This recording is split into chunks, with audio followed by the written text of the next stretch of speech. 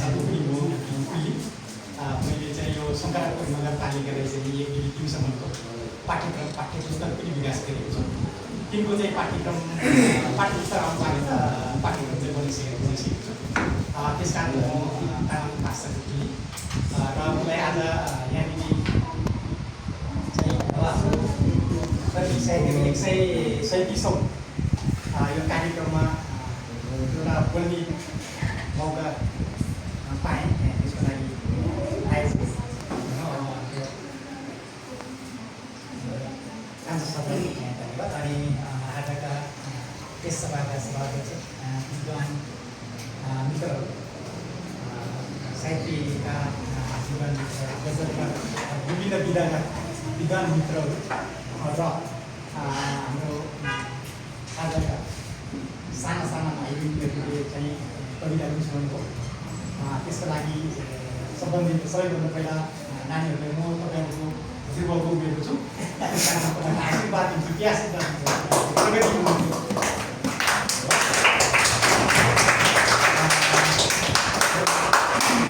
र बदल युनिबाट आज तपाईँले यहाँ आउनुभएको छ।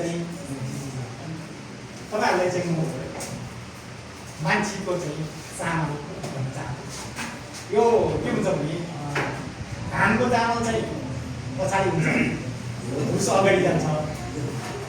यो मान्छेको चाहिँ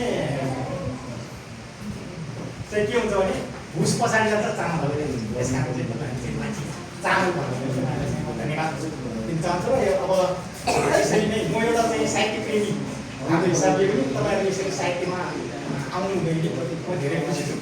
र म यही स्कुलमा पढेको, मेरो गुरु यहाँ बालकृष्ण सर हुनुहुन्छ, मलाई म्याथ पढाउनु हुनुहुन्छ। यो भन्ने अब यो सम्पूर्ण यहाँ उपस्थित हुनुभएको विद्वान हुनुको साहित्य प्रेमीहरू र प्यारा भाइ बहिनीहरू सम्पूर्णमा म तामाङ दार्जिलिङको केन्द्रीय सदस्य तामाङ दार्जिलिङको तर्फबाट र व्यक्तिगत म लामा केजी युनियनको तर्फबाट यहाँहरूप्रति आफ्नो नमस्कार धन्यवाद दिन चाहन्छु। खासै चाहिँ मैले आज केही तयारी गरेको छैन, तर म तामाङ भाषाको कुली भाषाले एउटा सानो तामाङ गीत तपाईँहरू सुनाउँछु। अब भाषाको लागि असुविधाको लागि पहिल्यै क्षमा प्रार्थी चाहन्छु।